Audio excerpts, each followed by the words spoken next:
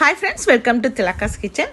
நான் எத்தனை விதமான சீனி சம்பல் போட்டிருக்கேன். இது வாழைப்பூ சீனி சம்பல். இது எப்படி செய்யறோம்னு சொல்லி காட்டுறோம். வாங்க வீடியோக்குள்ளே போவோம். இப்போ இந்த வாழைப்பூலாம் நல்லா க்ளீன் பண்ணி எடுத்துகிட்டு இந்த மஞ்சள் உப்பு போட்டு உரைச்சி நல்லா கழுவி புளிஞ்சி எடுத்து வைக்கணும். இந்த மாதிரி வெங்காயம் வெட்டுற மாதிரியே கொஞ்சம் நீள வாக்கிலேயே கட் பண்ணால் நல்லா இருக்கும். இதுக்கு தேவையானது ஒரு நெல்லிக்காய் சைஸ் புளி கரைசல், ஒரு 5 ஏலக்காய், கருவேப்பட்டை 2 பீஸ், ஒரு வெங்காயம் நீள வாக்கில் கட் பண்ணிக்கிறேன், 10 கிராம்பு எடுத்துருக்குறேன், கருவேப்பிலை ரொம்ப.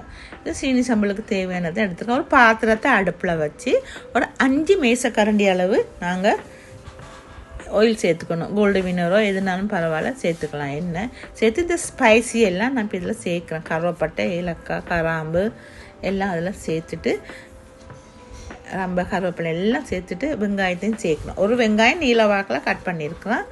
இப்போ இந்த புளிஞ்சி எடுத்திருந்த வாழைப்பூ, இந்த வாழைப்பூவை உடனே சேர்க்கணும். நாங்கள் வெங்காயம் வதங்குற வரைக்கும் இருக்கக்கூடாது. அது உடனே சேர்த்துட்டு இதுக்கு உடனே மஞ்சத்தூளும் சேர்த்துடணும். மஞ்சத்தூள் சேர்த்தா தான் இந்த கலர் மாறாமல் இருக்கும், இல்லாட்டி கருப்பு கலராக போயிடும் வாழைப்பூக்கு. இப்போ மஞ்சத்தூளும் சேர்க்குறோம். மஞ்சத்தூள் கொஞ்சம் கூடுதலாகவே நாங்கள் சேர்க்கணும். இப்போ இது வதங்கும் போது சீனி சம்பளோட ஒரு ஸ்மெல், ஒரு வாசனை தான் கொடுக்கும். வீடு முழுக்க நல்லா இருக்கும், சாப்பிட ஹெல்த்தியானது. இப்போ இதுக்கு தேவையான அளவு உப்பு சேர்க்குறோம். தேவையான அளவு உப்பு பார்த்துட்டு நாங்கள் கடைசியாக சேர்த்துக்கலாம். இப்போ உப்பு சேர்த்துட்டு கொஞ்சம் வதங்க விட்டுட்டு மிளகாய் கட்டர் தூள், சில்லி ஃப்ளேக்ஸ் நான் 2 தேக்கரண்டி தான் சேர்க்குறேன். காரம் அவங்கவுங்களுக்கு பார்த்துட்டு சேர்த்துக்கலாம். தனி மிளகாத்தூள் 1/2 தேக்கரண்டியோ 1/4 தேக்கரண்டியோ எங்களுக்கு தேவையான அளவு நாங்கள் சேர்க்குறோம். ஆனால் காரமாக தான் இருக்கும். இது நல்லா வதங்கி கொஞ்சமாக வந்துடும். செய்யும்போது வெங்காயம் மாதிரியே தான் இருக்கும், சாப்பிட அவ்வளோ டேஸ்ட்டாக இருக்கும். வாழைப்பூ வாங்கும்போது நீங்கள் பூவை கடிச்சு பாருங்கள், கசப்பாக இருந்தால் வாங்காதீங்க. இப்போ இந்த புளி கரைசல் அதை சேர்க்குறேன்.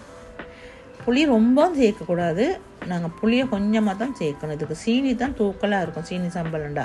இப்போ உப்பு கொஞ்சம் காணாது, நான் உப்பு கொஞ்சமாக சேர்க்கலாம். உப்பு கொஞ்சமாக சேர்த்தேன். உப்பு பார்த்து தான் நாங்கள் சேர்க்கணும். ஒரேடியாக நாங்கள் உப்பு தட்டினா சில நேரம் எங்களை மாரி உப்பு கூடுதலாக வரக்கூடும். சீனி ஒரு சின்ன தேக்கரண்டிக்கு நான் ஒரு 4 கரண்டி அளவு சீனி சேர்க்குறேன். 4 தேக்கரண்டி அளவு சீனி சேர்க்குறோம்.